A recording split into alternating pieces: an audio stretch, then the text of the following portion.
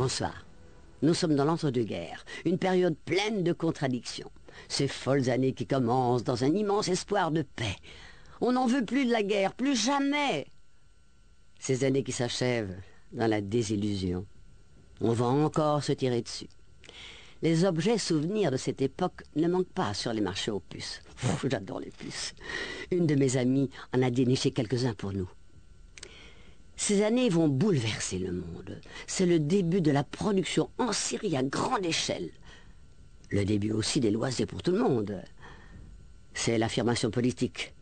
Enfin des foules qui parfois se laisseront séduire par des régimes forts. Très forts. Trop forts. Le canon a enfin fini par se taire ce 11 novembre 1918. Et le silence qui suit n'en est que plus assourdissant. Tous les acteurs de cette boucherie mondiale en restent hébétés. Les corps sont meurtris, les villes sont effacées. Ce qui restait de l'économie de la Belgique a été pillé par l'envahisseur. Le monde entier est bouleversé à la fin de cette guerre. Le sang a redessiné les cartes. Les empires se sont effondrés. Les empereurs ont pris la fuite. Lénine est le maître à Moscou et le communisme a le vent en poupe. Allemagne, Hongrie, Italie, les brasiers révolutionnaires se multiplient. Ces incendies se révéleront feu de paille. La grande trouille des possédants va engendrer le fascisme.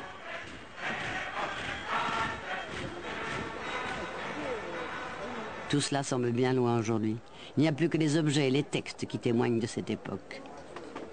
Dès le 11 novembre 1918, une immense vague d'espoir fait écho au son du canon. Plus jamais cela, c'était la dernière guerre, la dernière. Enfin, on va mettre les armes au musée, et pour toujours. Albert Ier a passé la guerre à la tête de ses troupes dans le réduit de l'Isère. Il ne s'est pas rendu. Aux yeux du monde, il est le roi chevalier. Albert a compris que le peuple qui a versé son sang veut participer au partage des bénéfices de la paix. De grandes réformes sont indispensables. Le 11 novembre 1918, le roi est dans son dernier quartier général, le château de Lopem, près de Bruges. Des troubles agitent encore Bruxelles. Des régiments allemands se sont mutinés contre leurs officiers et rêvent d'étendre la révolution.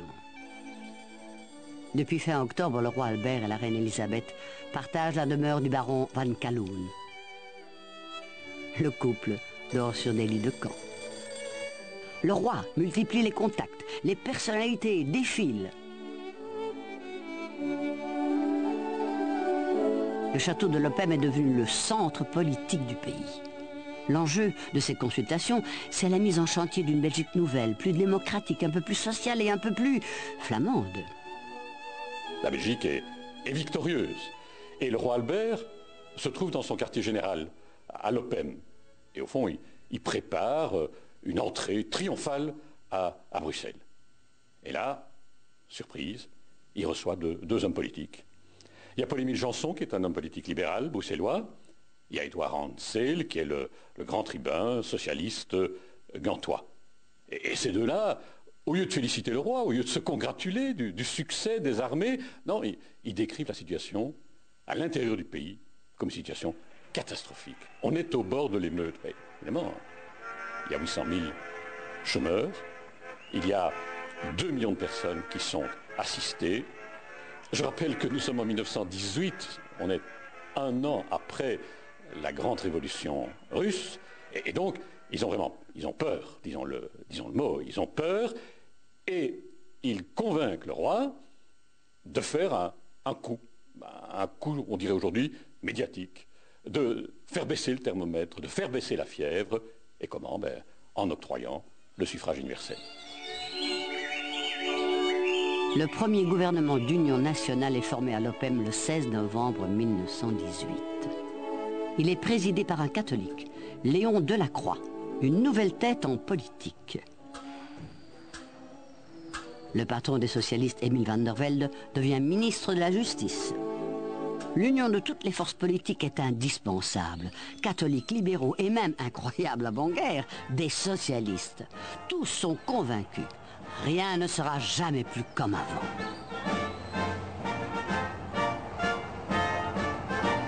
Le couple royal fait un retour triomphal à Bruxelles. La Belgique est en liesse. Elle fête sa victoire.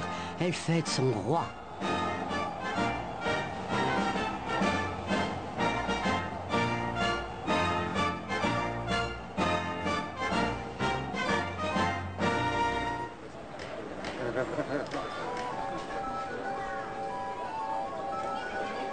Le conflit mondial s'est doublé d'une autre grande tragédie. Bien plus encore que la guerre, la grippe tue près de 50 millions de personnes en 1918 et 19. Un virus inconnu, venu d'Asie, s'est attaqué aux porcs avant de s'en prendre aux humains. En France, une rumeur se répand avec l'épidémie. Les boîtes de conserve importées d'Espagne auraient été volontairement contaminées par les Allemands. On l'a donc appelée la grippe espagnole. L'épidémie s'éteint d'elle-même. Elle n'est jamais réapparue. C'est ce qu'on a dit. À moins que, au moment où je vous parle, les scientifiques cherchent encore et toujours la solution pour combattre ces virus mortels. Il y a parfois des similitudes qui donnent froid dans le dos, non? Le deuxième acte des décisions de l'OPEM se joue au Parlement. Changer la Constitution, ça prend beaucoup de temps, beaucoup trop de temps. Le peuple risque de s'impatienter. Le souvenir des grèves générales d'avant-guerre pour le suffrage universel est encore dans tous les esprits. Résultat, on votera d'abord et on changera les règles du jeu plus tard. Avant-guerre, certains hommes pouvaient disposer de plusieurs voix, plusieurs bulletins de vote selon leur richesse, leur niveau d'études. Ce vote plural minorisait évidemment les socialistes. Les premières élections d'après-guerre élargissent et bouleversent le paysage politique. Les catholiques perdent leur majorité absolue. Ils sont talonnés par les socialistes. Les catholiques, comme les libéraux, payent le prix fort de cette suppression du vote plural, décidée, figurez-vous, sans modification de la Constitution. Rétrospectivement, c'est évidemment une horreur. Maintenant, il n'y avait pas de télévision à l'époque, il n'y avait pas de radio à l'époque. Je ne sais pas très bien ce que j'aurais répondu si un journaliste m'avait interrogé au même moment. Parce que, au fond, le raisonnement du roi, le raisonnement du gouvernement, le raisonnement aussi des assemblées parlementaires, c'est de dire il y a des hommes qui ont combattu pendant 4 ans dans les tranchées de l'Isère. Ils n'ont pas payé l'impôt, suffrage censitaire, mais ils ont payé l'impôt du sang. Et ça vaut peut-être plus que d'autres titres électoraux.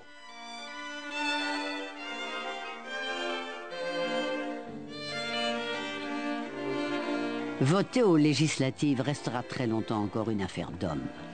Les femmes devront attendre jusqu'en 1949 pour s'exprimer.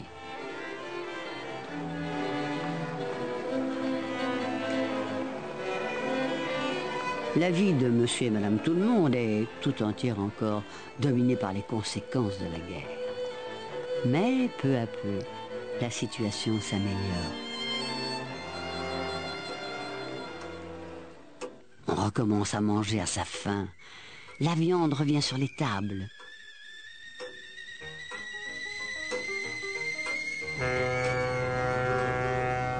Un navire américain met le cap vers la Belgique.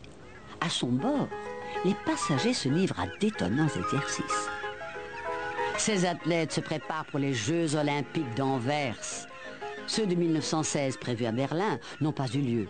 Et cette fois, les Allemands, les Autrichiens et les Russes ne sont pas invités. Nous sommes en effet en 1920. Anvers se voit attribuer l'organisation de ces Jeux. C'est une forme de récompense pour la Belgique, qui est meurtrie, qui a beaucoup souffert évidemment de la guerre. D'ailleurs, il n'y a pas énormément de publicité. Les journaux n'en font pas la une de leur manchette, certainement pas. 2 grosses nouveautés qu'on peut voir tout de suite dès la cérémonie d'ouverture. 1. L'arrivée du drapeau olympique avec les 5 anneaux qui représentent les 5 continents. Et puis 2, il faut prêter serment. Le fameux serment olympique est prononcé pour la toute première fois, un honneur qui revient à un Belge, l'escrimeur Victor Boin. Ces Jeux olympiques réunissent 29 pays. 2626 athlètes, dont seulement 65 femmes, s'affrontent dans certaines disciplines qui n'existent plus de nos jours. Dans d'autres épreuves, on a fait des progrès, à l'époque, inimaginables.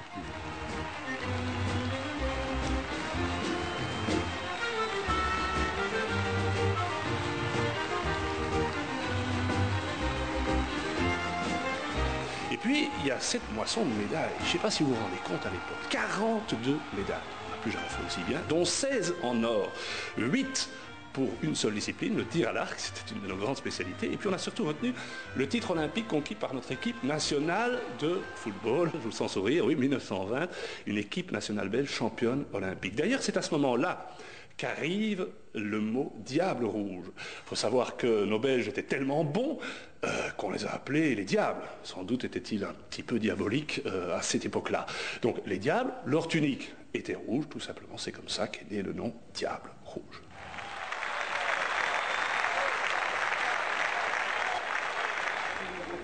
Des médailles olympiques au sport populaire, il n'y a qu'un pas. Ce pas ne sera franchi que dans les années 20. Grâce à la réduction du temps de travail, grâce aux premières réflexions sur la qualité de la vie. On ne parle pas encore de civilisation des loisirs, non, mais elle se ferait un chemin grâce à l'application du deuxième point des décisions de l'OPEM, la journée des 8 heures.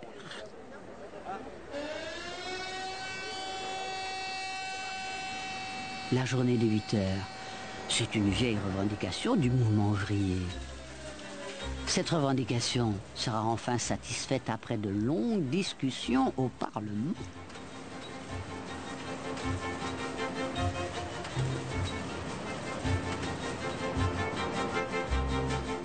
La loi est votée le 14 juin 1921. Mais il reste encore à l'appliquer. Les patrons font de la résistance. Ils ont un argument choc, la compétitivité des entreprises. Les salariés, eux, commencent à entrevoir une vie meilleure.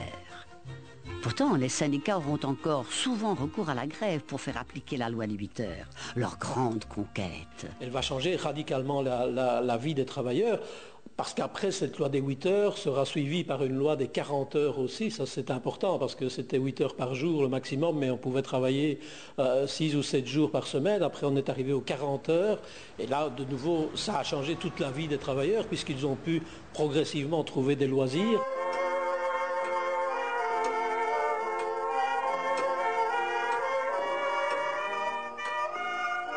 Dans les périodes précédentes, toute la vie était travaillée depuis très tôt le matin jusqu'à très tard le soir pour gagner une croûte de pain. C'est vraiment un combat syndical qui a été gagné à cette époque-là et qui a été poursuivi après pour améliorer les conditions de vie, les conditions de travail, de permettre aux gens de mieux s'épanouir, d'avoir autre chose que la vie abrutissante du travail et de voir d'autres éléments. Faites dodo, chère petite, car petit père va gronder, et tout envers... La thèse à ce moment-là était d'abord d'obtenir des avantages pour les travailleurs qui avaient une vie absolument exécrable, donc il fallait changer les choses. Et je crois que la preuve que les travailleurs ont faite dans la guerre 14-18 et qu'ils feront dans la Deuxième Guerre également, chaque fois, il faut malheureusement arriver à des guerres pour faire comprendre au monde politique que la situation des travailleurs doit être mieux respectée.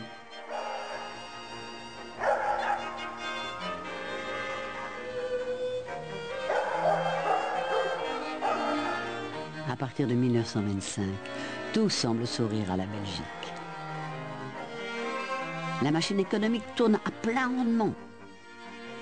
Les salaires augmentent rapidement. Les tensions internationales s'apaisent. Le pacte de Locarno va garantir provisoirement la paix en Europe. Emile van der Velde, ministre des Affaires étrangères, en est un des artisans. C'est une grande chose que de voir dans cette assemblée toutes les nations qui, jadis à Paris, ont mis la guerre hors la loi, délibérer ensemble, délibérer en commun sur les moyens de mettre fin aux désarmements nationaux qui pèsent sur les peuples,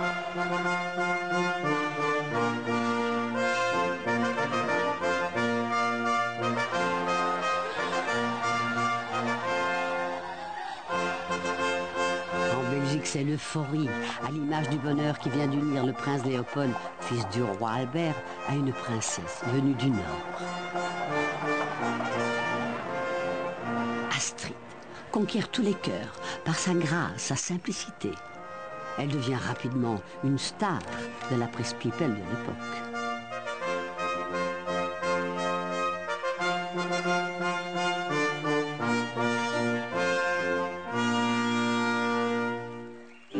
Que la vie est douce, douce, couchée dans le... Les portefeuilles sont un peu plus remplis. Pour les Belges, c'est l'embellie. Le Belge a davantage de loisirs, donc il se met à faire du sport. Et le sport était jusque-là réservé plutôt à une élite. Maintenant, il devient populaire. Le saviez-vous, à ce moment-là, le troisième sport national, c'est la balle-pelote, le jeu de balle pour les puristes, qui était et qui est toujours un sport qui offre une proximité extraordinaire, inégalée entre l'acteur, le sportif et le spectateur. Mais évidemment, partout aux quatre coins du pays, on joue au football.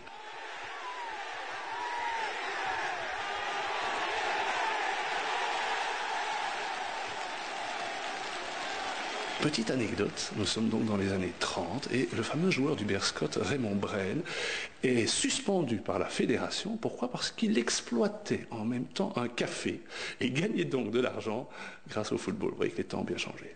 Membre de l'Union Saint-Gilloise, Pochenel. Membre de l'Union je suis et membre de l'Union je reste. Bien ça. Oh, monsieur Bosmans, je vous admire. Laissez-moi vous embrasser. Bien.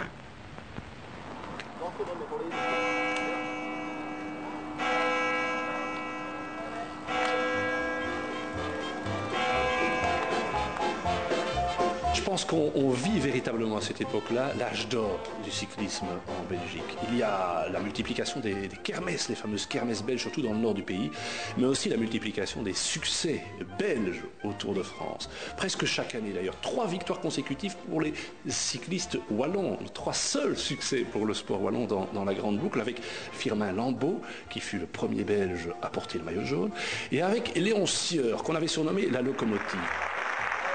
Cette période de succès belge va continuer, pratiquement sans discontinuer, jusqu'à 1939, année de la victoire de Silvermaas, tiens, le dernier à gagner le Tour de France avant un certain Eddy Merckx.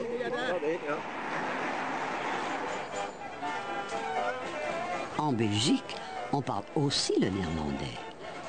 Mais il aura fallu près de 100 ans pour que des lois linguistiques l'officialisent. Cela ne se fera pas sans discussion, mais les régions vont désormais s'affirmer. Une nouvelle Belgique va naître. 100 ans d'existence, cela se fête et dans le faste. C'est l'occasion aussi de montrer la belle colonie que le roi Léopold II a léguée au pays. Il y a 75 ans, la Belgique fêtait son 100e anniversaire. Les Belges découvrirent alors pour la première fois l'image officielle du Congo, grâce à des expositions et aux fameuses fêtes de tirage de la loterie coloniale, l'ancêtre de la loterie nationale actuelle, qui se porte toujours très bien. Merci. Où jouez-vous? Moi, oui.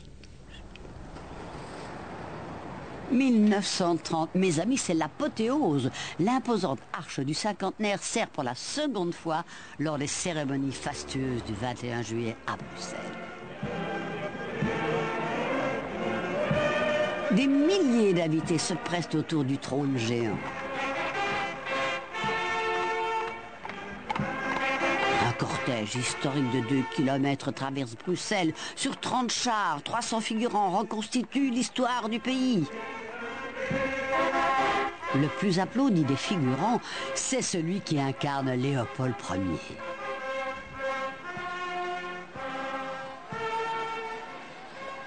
La fresque historique est reproduite dans tout le pays.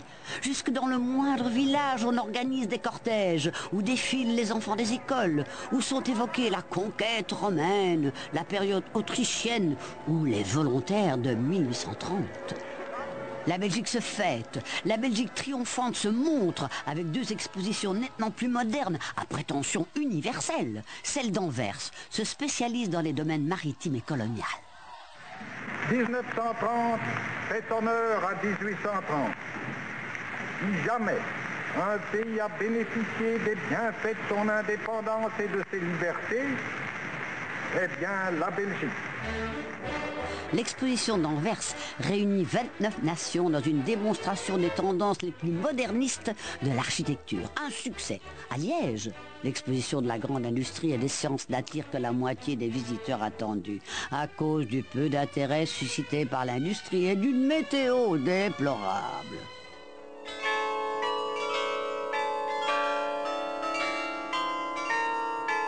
AVV, VVK, tout pour la Flandre pour le Christ. La tour de l'Isère, symbole de la lutte d'émancipation flamande, a été construite initialement à la mémoire des soldats flamands de la Première Guerre mondiale. L'inauguration du monument aux héros de l'Isère ne fut-elle pas une des plus émouvantes manifestations de la fraternité de 2 peuples dressés pour la défense de leur liberté indivisible? Sur les berges de l'Isère, une majorité de soldats étaient flamands. La plupart ne comprenaient pas le français, la langue des officiers. Une injustice qu'ils voulaient voir réparée après la guerre. Le roi Albert leur promet de flamandiser l'université de Gand, d'obtenir le droit de former des cadres en flamand. Promesse difficile à tenir. Les élites considèrent que le mouvement flamand a collaboré avec l'occupant. Pourquoi? Parce qu'il y avait déjà un mouvement flamand avantagé par l'occupant allemand. N'oubliez pas que durant la Première Guerre mondiale, on a divisé la Belgique en 2 régions, une du nord et une du sud, avec une capitale notamment à Gand et à Namur. Étonnant phénomène qui visait, comme on l'a vu en 40-45, que l'occupant désirait séparer les populations.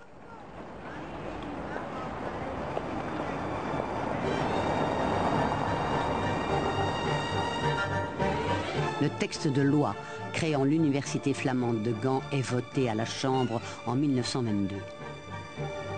Il provoque de violentes réactions francophones. De nombreux patriotes y voient une atteinte à l'unité du pays. Le Sénat mettra d'ailleurs 8 ans avant d'entériner la loi.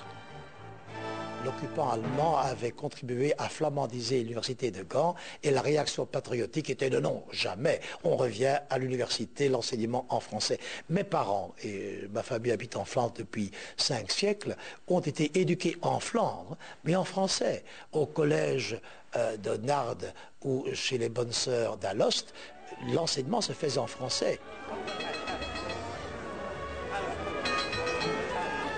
Une nouvelle Belgique s'affirme. La Flandre, la Wallonie et Bruxelles sont désormais des territoires délimités par les lois linguistiques de 1932.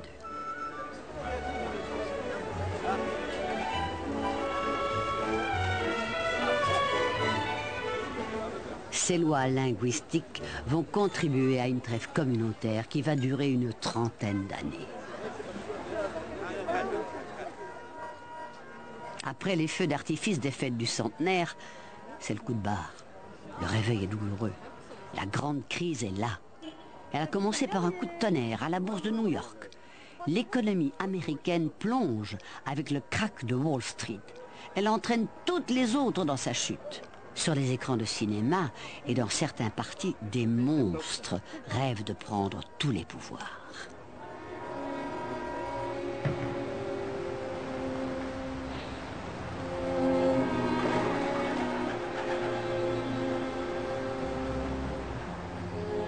La Belgique est cruellement touchée par la crise. Les banques font faillite, les petits épargnants sont ruinés, les ouvriers n'ont plus de travail.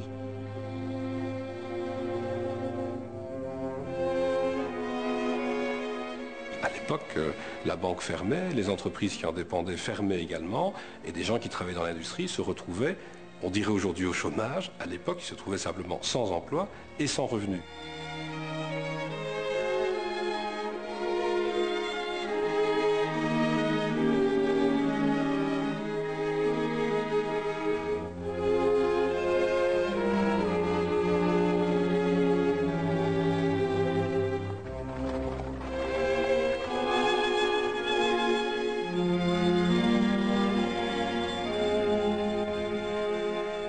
c'est une spirale qui s'est développée à travers cela, une spirale qui a malheureusement conduit dans un pays comme l'Allemagne à l'avènement d'un régime dictatorial et avec le régime nazi au déclenchement de la Deuxième Guerre mondiale.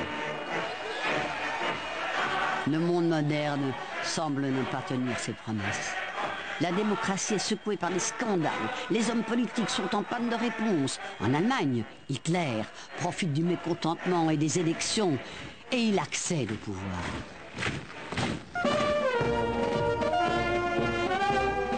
En Belgique, le Parti communiste prend son essor.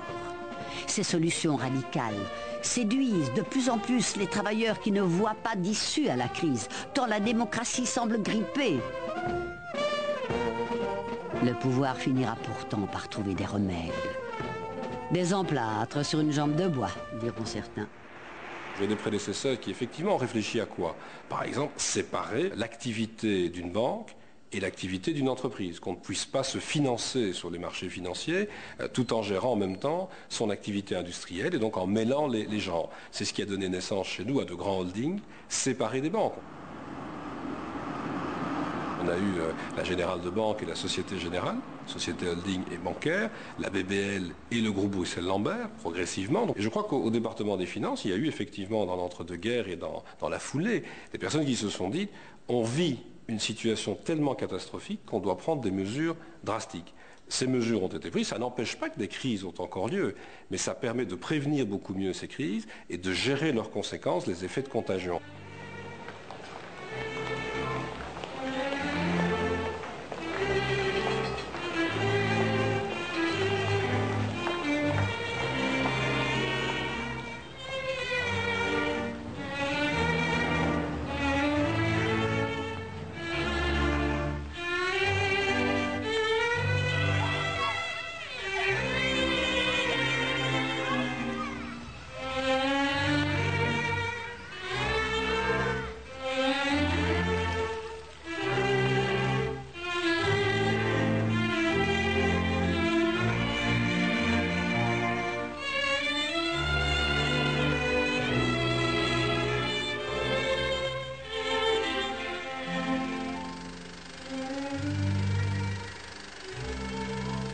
Le cinéma, ça, c'est le grand loisir du moment.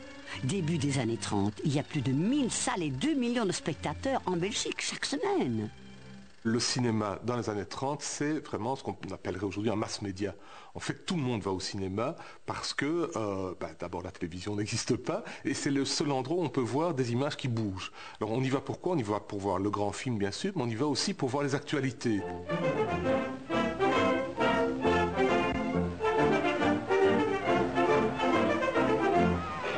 Monseigneur, Mesdames, Messieurs, c'est bien volontiers que je me suis rendu à l'aimable invitation de la commune de Châtelet et du comité du centenaire d'Octave Firmé. Témoignage de notre affection profonde, expression de nos vœux les meilleurs pour toute la famille royale.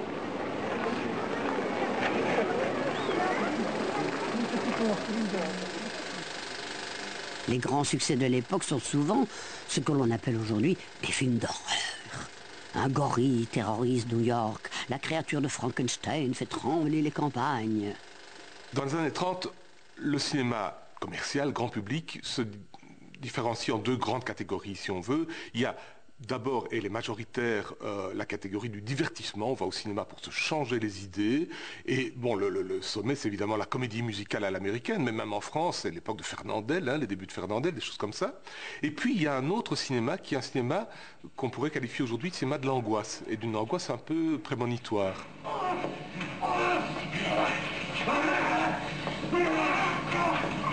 Cette angoisse, elle s'exprime essentiellement dans les personnages des monstres qu'on peut voir au premier degré, mais qui sont aussi des métaphores.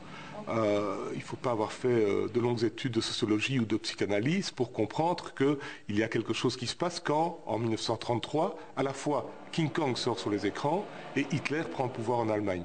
Il y a là une relation qui est, je pense, évidente.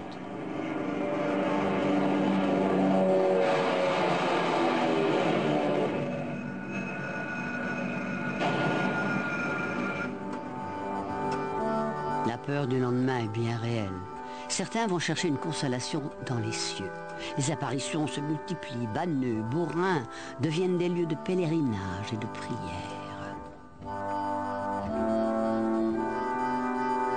Beaurain connaît tout d'un coup une vogue extraordinaire depuis que quelques enfants ont prétendu avoir vu la Vierge leur apparaître telle que la représentent les Saintes Images.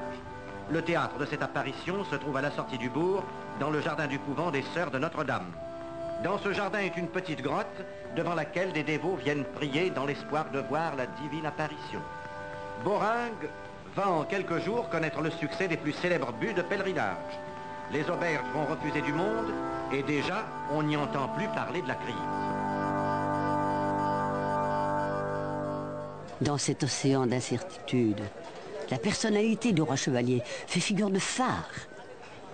Mais le destin est cruel. Le royal alpiniste se tue lors d'une modeste escalade. Le phare s'éteint et on priera pour lui aussi. Voici pour nous tous l'instant de la séparation et pour cette minute de l'adieu suprême à notre roi, unissons nos pensées en une même méditation.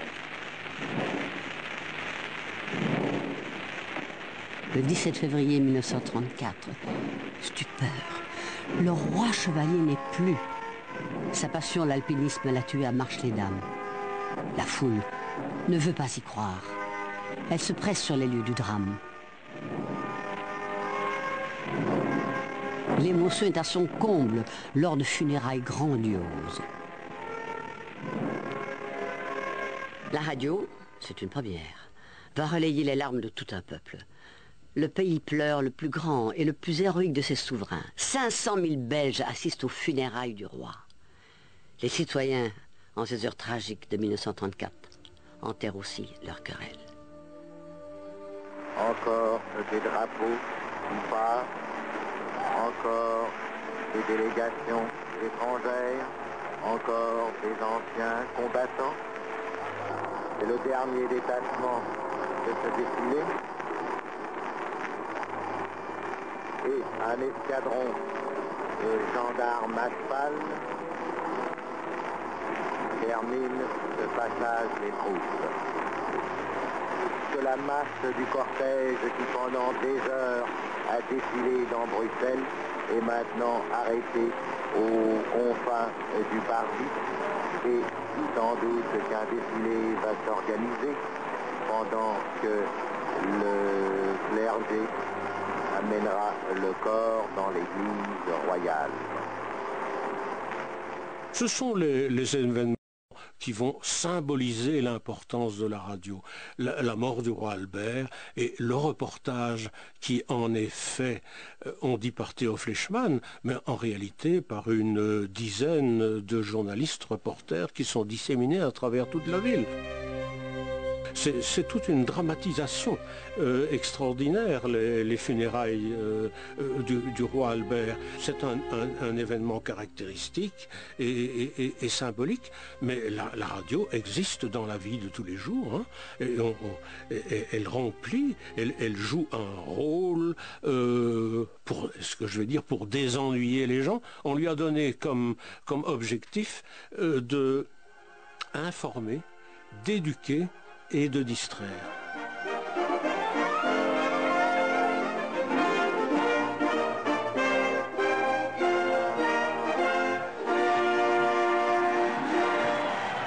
La radio est évidemment présente lorsque, dans une ferveur jamais vue auparavant, Léopold III monte sur le trône. Léopold apparaît comme la réincarnation d'Albert. On dit de lui qu'il a un caractère identique à son père. On attend de lui les mêmes vertus.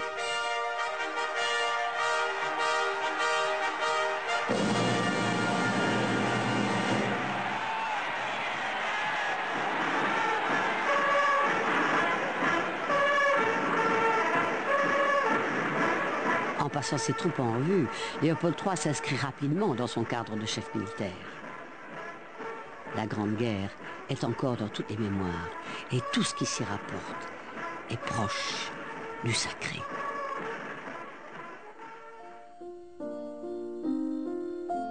La popularité de la famille royale doit beaucoup à l'engouement suscité par la reine Astrid et ses enfants.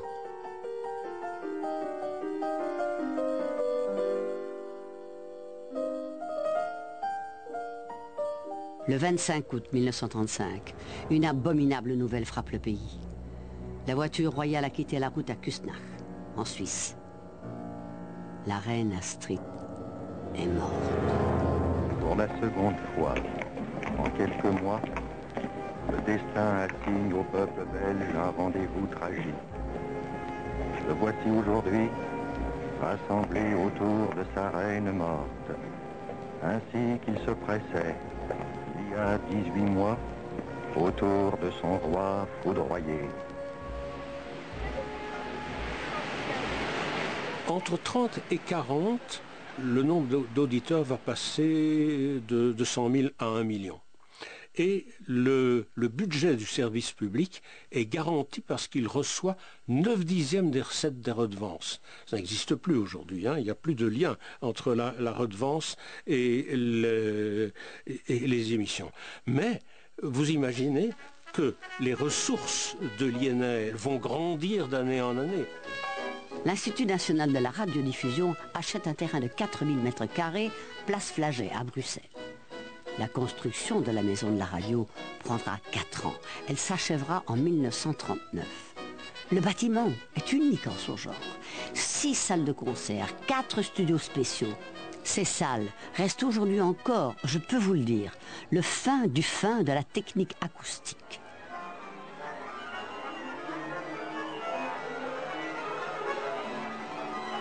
Il va avoir à un certain moment 6 orchestres à sa disposition qui ont été créés. Ce sont les premiers orchestres permanents, véritablement permanents en Belgique. Et il faut bien songer que le disque existe et on utilise le disque à la radio, mais le disque est insuffisant en quantité, il n'a pas assez de variété. Donc on utilise les orchestres qui jouent tous les jours à midi et le soir.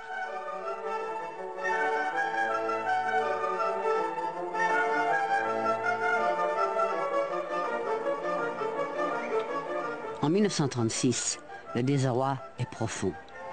L'heure est au prétendu sauveur et l'idée de chef s'impose dans presque toute la société. C'est le culte de la force, de la discipline. Les grandes gueules font recette. La percée fasciste est en marche. Éblouie par la découverte de la mer et des grandes vacances, la majorité des Belges ne perçoit pas encore le danger de la bête immonde qui grandit.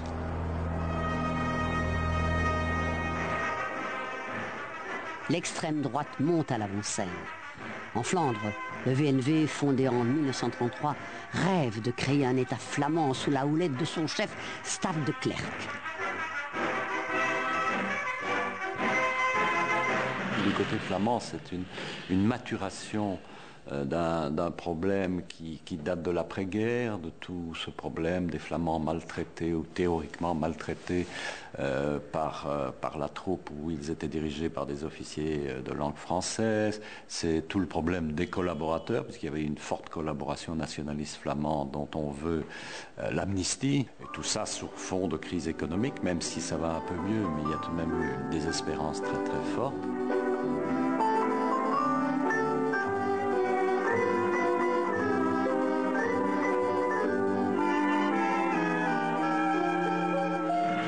En Wallonie et à Bruxelles, un certain Léon de Grelle va rafler la mise.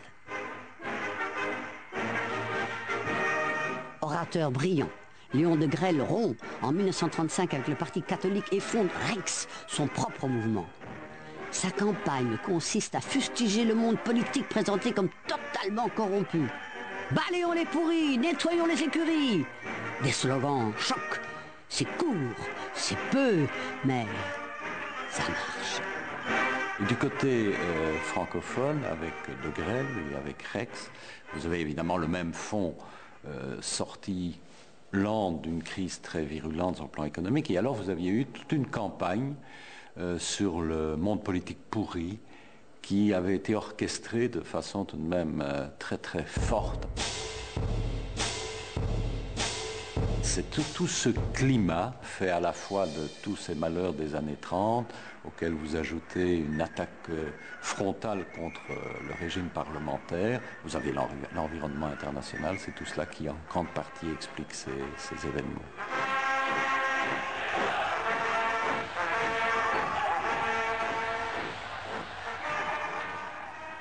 En Belgique, Rex remporte 21 sièges lors des élections de mai 1936. Le VNV, lui, en décroche 16. Un an plus tard, les esprits s'échauffent. De Grelle défie le régime lors d'une élection législative anticipée à Bruxelles. Il affronte les partis démocratiques regroupés derrière le Premier ministre, le catholique Paul van Zeeland. Je fais une dernière fois, comme je l'ai fait si souvent déjà, appel à tous les bons citoyens, d'où qu'ils viennent, quelles que soient leurs opinions ou leurs croyances.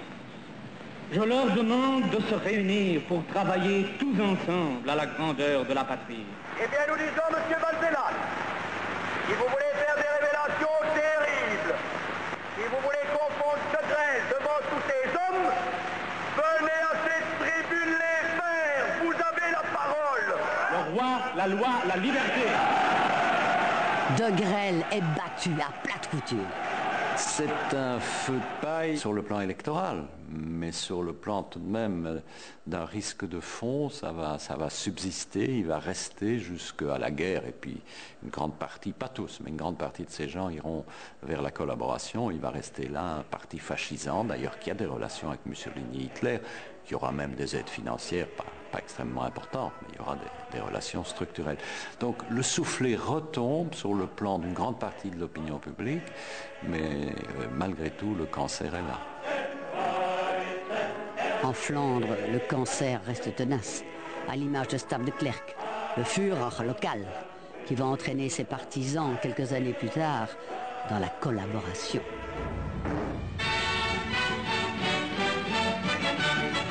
En 1936, de nombreux Belges vont découvrir un nouveau monde. Après une vague de grève, les travailleurs obtiennent enfin 6 jours de congés payés par an. Pour beaucoup, ce sera l'occasion de voir la mer pour la première fois.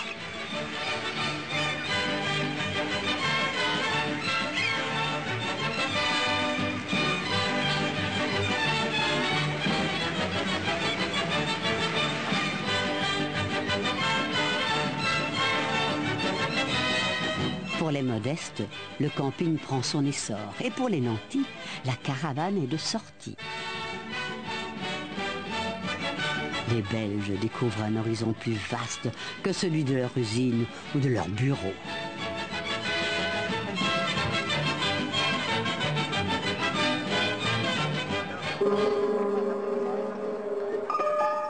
Le retour de vacances est amer.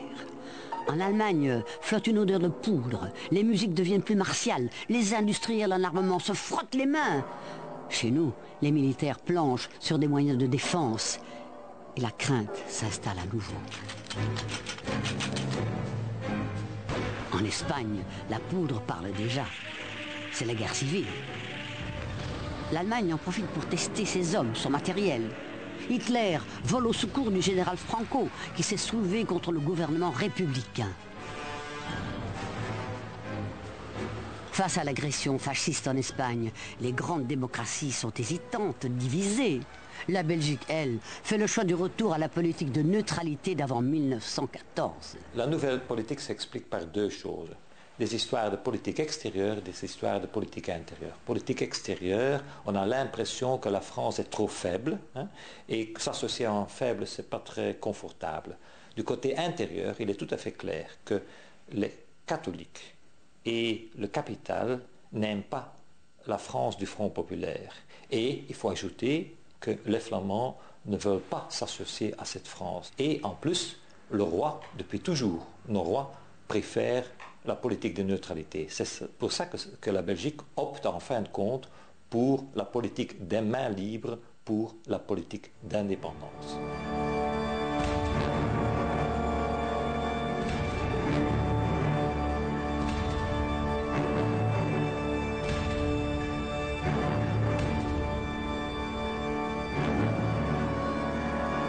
Pour protéger sa neutralité, la Belgique s'entoure d'une ceinture de béton. Le gouvernement et les militaires misent beaucoup sur les forts de la région de Liège, surtout celui d'Ébène et Mal, le meilleur du monde, croit-il. Les hommes politiques sont en général des anciens combattants. Leur idéal, c'est une tranchée, mais une tranchée bien préparée, donc avec du béton, avec des fortins, etc.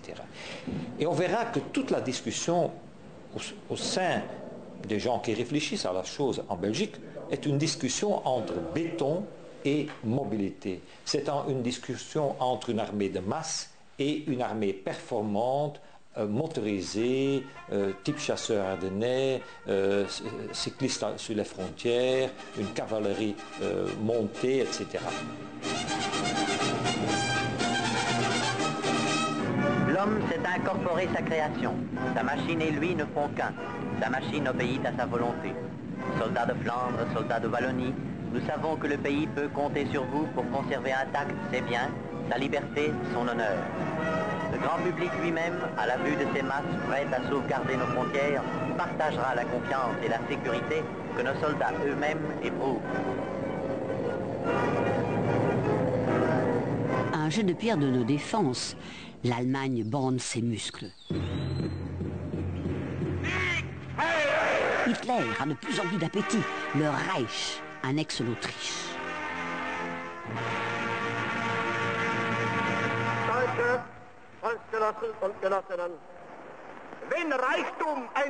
Lorsqu'à son tour, l'intégrité de la Tchécoslovaquie est menacée, ses garants, le Britannique Chamberlain et le Français Daladier, foncent à Munich pour négocier.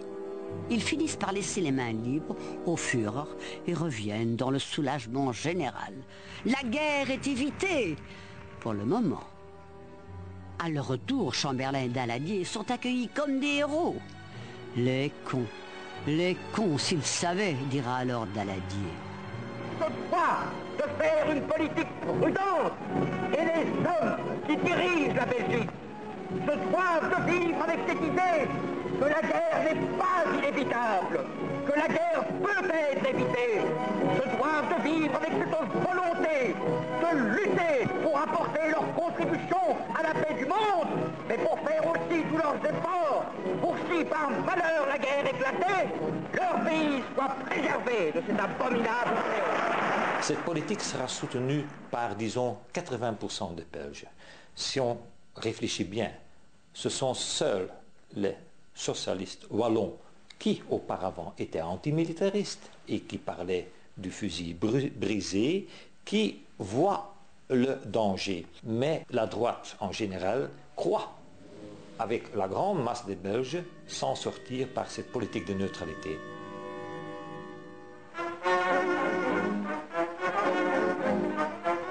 Le frisson de la guerre fait à nouveau trembler le monde. Par degrés, dans l'ordre et le calme, se poursuit la mobilisation de nos forces armées. Point de famille que l'alerte ne touche. Dans toutes les gares, sur toutes nos lignes ferrées, les miliciens rappelés circulent. Qu'ils témoignent de l'enthousiasme? Non. Ils ne peuvent s'empêcher de penser aux êtres chers qu'ils viennent de quitter. Mais le devoir à remplir l'emporte. Les gens qui ont vécu la Première Guerre mondiale ne pouvaient pas s'imaginer une répétition.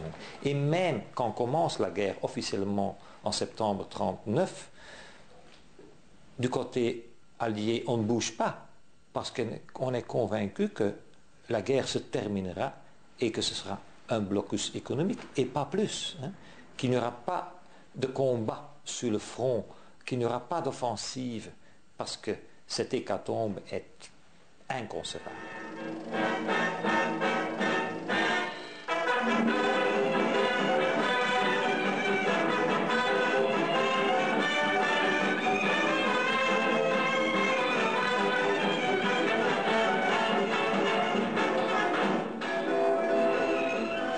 Tout va très bien. Nous ne risquons rien. On veut encore le croire en cette fin des années 30. Personne n'ose imaginer le pire, mais tout le monde le redoute. On le sent, on le sait, les armes vont resservir et elles sont plus performantes, bien plus efficaces que 20 ans auparavant. Mais rassurez-vous, tout va très bien. À la semaine prochaine. Musique.